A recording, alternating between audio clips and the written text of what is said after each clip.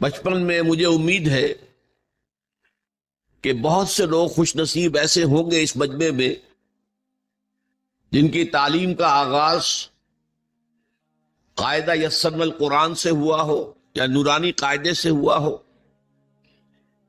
اور پھر اس کے بعد حضرت مولانا مفتی کفایت اللہ رحمۃ اللہ علیہ کے کتابچے تعلیم الاسلام جو ہے انہیں پڑھائے گئے ہوں۔ ظاہر بات ہے کہ آج کل وہ رواج ختم ہو چکا ہے۔ آج کا ہمارا دور مادہ پرستی کا ہے۔ ہماری تعلیم میں بھی آپ کو معلوم ہے کہ کنڈر گارٹن جو ہے اس سے بات شروع ہوتی ہے، اور ممی اور پاپا یہ الفاظ جو ہیں وہ بچوں کو سکھائے جاتے ہیں۔ اللہ اور اس کے رسول کا نام عام طور پر نہیں پڑھایا جا رہا۔ لیکن یاد ہوگا آپ کو کہ اس سلسلے میں سب سے پہلے ایمان مفصل، ایمان مجمل یاد کرائے جاتے تھے۔ ایمان کیا کیا ہے؟ پھر 6 کلمے پڑھائے جاتے تھے۔ یہ 6 کلمے یوں سمجھیے کہ اسلام کی تعلیمات کا لب لباب اور خلاصہ ہے۔ ان میں سے پہلے 2 کلمے کیا ہیں جو اہم ترین ہیں؟ کلمہ طیبہ لا الہ الا اللہ محمد الرسول اللہ صلی اللہ علیہ وسلم، یہ مختصر ترین کلمہ ہے، اسے ہم کلمہ طیبہ کہتے ہیں۔ اور یہ سمجھیے کہ ہمارے دین کی جڑ اور بنیاد اور اساس ہے۔ دوسرا کلمہ اسی میں لفظ شہادت کا اضافہ ہو کر اشہد ان لا الہ الا اللہ واشہد ان محمد الرسول اللہ صلی اللہ علیہ وسلم۔ یہ کلمہ شہادت جو ہے یہ اسلام میں داخلے کا شاہ درا ہے۔ شاہ درا، در کہتے دروازے کو، شاہ درا بہت بڑا دروازہ۔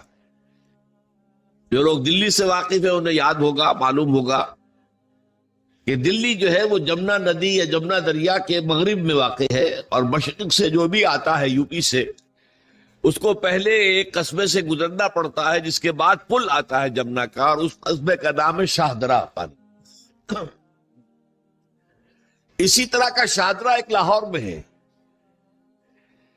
لاہور جو ہے وہ راوی کے جنوب مشرقی کنارے پر ہے، آباد ہے شہر۔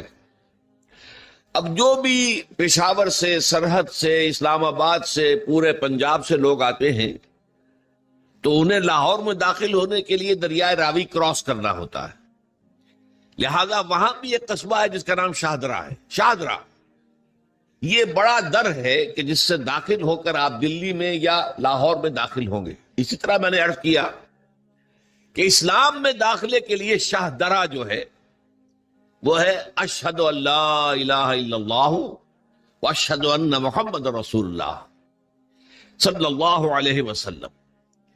آج میں انہی 2 کے حوالے سے آپ کے سامنے کچھ باتیں رکھ رہا ہوں۔ باتیں بالکل بنیادی ہیں، اور میں سمجھتا ہوں کہ آپ کے ذہنوں کے اندر موجود ہیں۔ صرف یہ ہے کہ آپ نے شاید زیادہ کبھی شعوری طور پر توجہ نہ دی ہو، اور ان کے بارے میں کہیں گہرا غور و فکر نہ کیا ہو۔ دیکھیے پہلا جز کیا ہے؟ لا الہ الا اللہ، کلمہ توحید ہے یہ۔ اللہ کے سوا کوئی معبود نہیں۔ اب اس کا تقاضا کیا ہے؟ اور دوسرا جز ہے محمد الرسول اللہ صلی اللہ علیہ وسلم، اس کا تقاضا کیا ہے؟ اللہ کے سوا کوئی معبود نہیں، معبود برحق صرف اللہ۔ اس کا کیا مطلب ہے؟ عبادت صرف اس کی ہوگی، کوئی معبود نہیں اللہ کے سوا، عبادت اسی کی ہوگی۔ اس عبادت کا مفہوم کیا ہے؟ قرآن مجید میں بہت سے انبیاء کی اور رسولوں کی دعوت بیان ہوئی، اور نام بنام کہا گیا۔ ان کی دعوت کیا تھی؟ ان اعبدوا اللہ ما لکم من الہ غیرہ، اللہ کی عبادت کرو، تمہارا کوئی الہ اس کے سوا نہیں۔ اس کے ساتھ ہی بعض صورتوں میں ایک لفظ کا اضافہ ہوتا ہے۔ سورہ شعراء میں ان اعبدوا اللہ واطیعون، عبادت اللہ کی کرو، میری اطاعت کرو۔ تو اللہ کی عبادت کیا ہے جس کے لیے سورہ زاریات میں فرمایا وَمَا خَلَقْتُ الْجِنَّ وَالْإِنسَ إِلَّا لِيَعْبُدُونَ، میں نے نہیں پیدا کیا ہے جنوں اور انسانوں کو مگر صرف اس لیے کہ میری عبادت کریں. تو معلوم ہوا کہ لا الہ الا اللہ کا تقاضا کیا ہے؟ ہمہ تن ہمہ وقت اللہ کی عبادت. یہ عبادت کیا ہے؟ بدقسمتی سے مسلمانوں پر جو زوال آنا شروع ہوا خلافت راشدہ کے بعد سے، ایک زوال اسلام کا شروع ہو گیا، اگرچہ مسلمانوں کا تو عروج جاری رہا. دور بنو امیہ میں، دور بنو عباس میں دنیاوی اعتبار سے سطوت، شان اور شوکت بڑھتی چلی گئی، لیکن اسلام جو ہے اس کے اندر زوال شروع ہو گیا. سب سے پہلا زوال کیا آیا؟